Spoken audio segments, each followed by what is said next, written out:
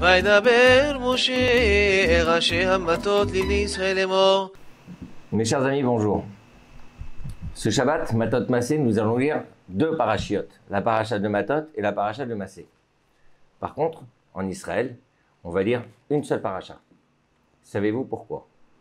Eh bien, figurez-vous que depuis Pessah, nous avons un décalage dans les parachiotes entre les Juifs d'Israël et ceux de la diaspora.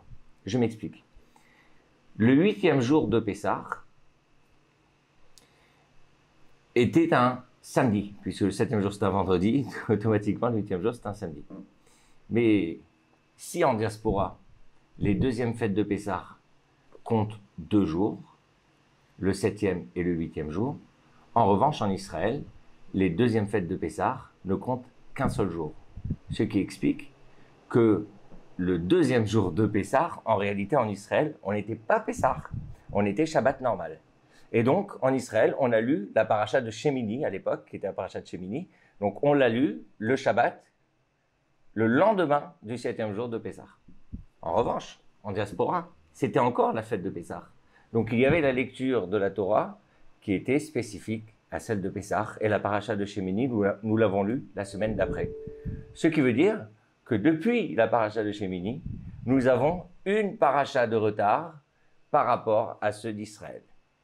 Et voilà maintenant, on va arriver à notre Shabbat où nous allons nous rejoindre. C'est-à-dire que les Juifs de diaspora vont lire 2 parachiotes, Matot et Massé, alors qu'en Israël, ils ne vont lire que Massé. Et la question se pose, pourquoi est-ce qu'on a laissé perdurer ce retard autant de temps? Et pourquoi est-ce que c'est spécifiquement ce Shabbat-là qu'on souhaite se rassembler?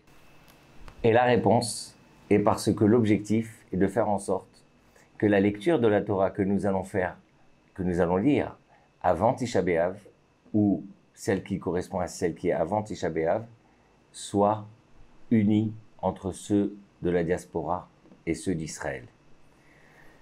Je vous explique.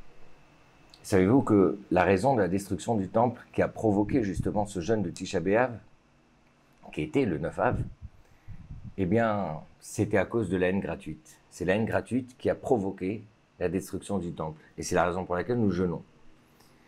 Les sages ont souhaité donner un signe important à toutes les communautés juives à travers le monde, que avant de faire ce jeûne de Tisha B'Av, il faut qu'on arrive à être unis et qu'on lise la même Torah, le même passage.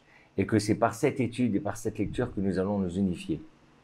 En réalité, on remarque que la paracha de Devarim est tout le temps lue avant Tisha B'Av. Il s'avère que cette année, le jour de Tisha B'Av est justement Shabbat. Et c'est le Shabbat de Devarim. Nous allons donc jeûner le lendemain, le dimanche. Pour autant, il faut absolument que cette paracha de Devarim que nous lisons avant le jeûne de Tisha B'Av, eh bien, ce soit une paracha qui va nous unir. Et c'est la raison pour laquelle le Shabbat avant Devarim, qui est donc Matot Massé, ça va être un Shabbat qui va rattraper le retard des Juifs de diaspora et ainsi retrouver les lecteurs de la Torah en Israël pour se rejoindre à la paracha de Devarim.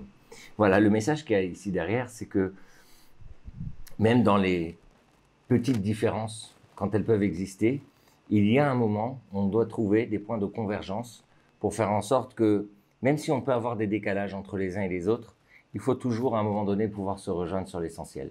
Et l'essentiel, c'est de prendre conscience que nous sommes un seul peuple et que ce peuple, s'il veut, continue à perdurer. Et ça sera évidemment le cas, c'est à la condition de rester unis. Et si Dieu veut, nous mériterons très bientôt à la délivrance éternelle par Mashiach. Amen.